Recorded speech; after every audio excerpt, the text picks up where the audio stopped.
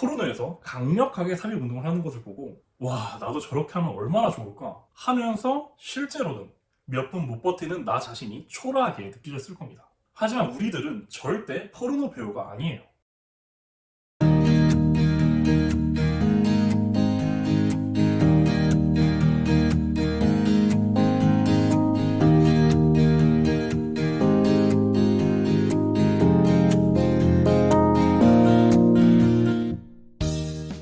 안녕하세요. 성기능 문제 완치 연구소 두파미너 대표 마이크입니다.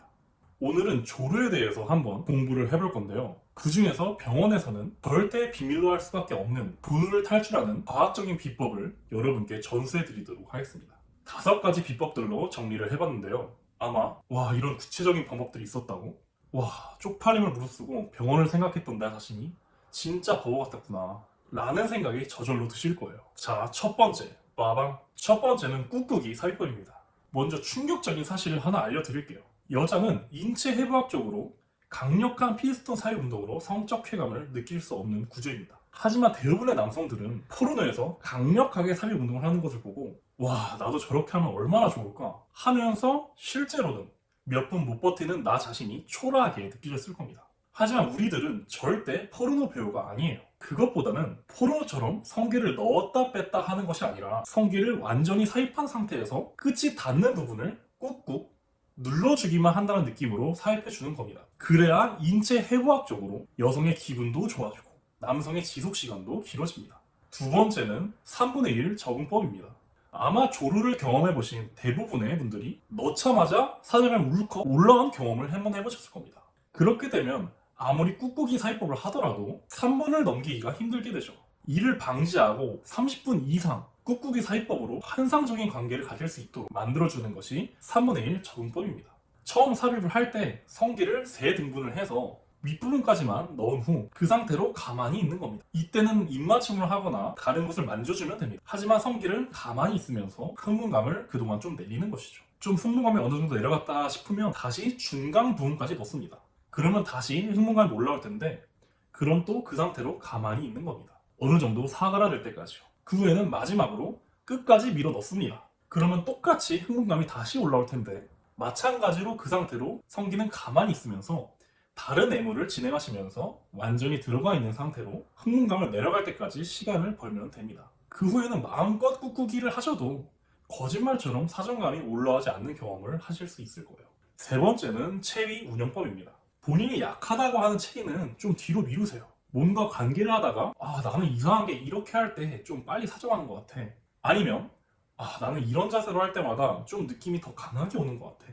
이런 건 스스로 좀 기억을 해뒀다가 혼자 했을 때 나만의 체위 순서를 만들어 보는 겁니다. 이런 식으로 본인이 그나마 버티기가 자신 있는 체위를 우선적으로 하고 나중에 사정할 때가 가까워지면 그때 사정하기 쉬운 체위로 바꿔서 사정하는 과정을 하면 좋습니다. 항상 조루 증상이 조금이라도 있는 분들은 관계를 자기 위주로 유리하게 가져가는 스킬이 효율적이거든요. 네 번째는 핑거링 전환법입니다. 중간에 사정을 할 것 같을 때 한 템포 쉬어가는 게 좋습니다. 이때 만약 여성분의 아래쪽을 방치하면 여성분의 흥분감이 사그라들 수 있기 때문에 내 성기는 잠시 빼고 대신 손가락을 넣어서 자극하는 겁니다.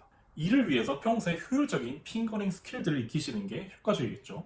그렇게 내 템포가 쉬워졌으면 다시 그 자세 그대로 삽입을 하거나 아니면 체위를 바꿔서 삽입하면 내 흥분감은 떨어진 상태로 더 다채롭고 농밀한 관계를 할 수 있기 때문에 여성이 오르가즘을 느낄 확률이 급격하게 높아집니다. 5번째는 보조용품 사용법입니다. 최대한 부작용이 없는 용품 선에서 조류에 도움이 될 수 있는 모든 걸 적용하는 겁니다. 관계를 가질 때 두께형 사정지형 콘돔을 사용해 본다거나 세로토닌 영양제를 복용하고 관계를 해본다거나 하는 방식으로요. 단 절대 부작용을 일으키는 건 안 됩니다. 예를 들어서 마취크림이 발려져 있는 사정지형 콘돔이거나 마취제, 음주 후 관계, 미리 사정하고 관계하는 등 자신의 도파민 분비 체계를 망가뜨리지 않는 선에서 제가 추천드린 용품들의 도움을 받으시면 됩니다. 제가 이렇게 5가지를 말씀을 드렸는데 지금 당장은 이런 방법들이 좀 생소하게 느껴졌을 거예요. 그럼에도 불구하고 이런 방법들을 하나하나씩 익혀나가다 보면 어느 순간부터 자신의 조루 증상이 드라마틱하게 좋아진 걸 체감하게 될 겁니다.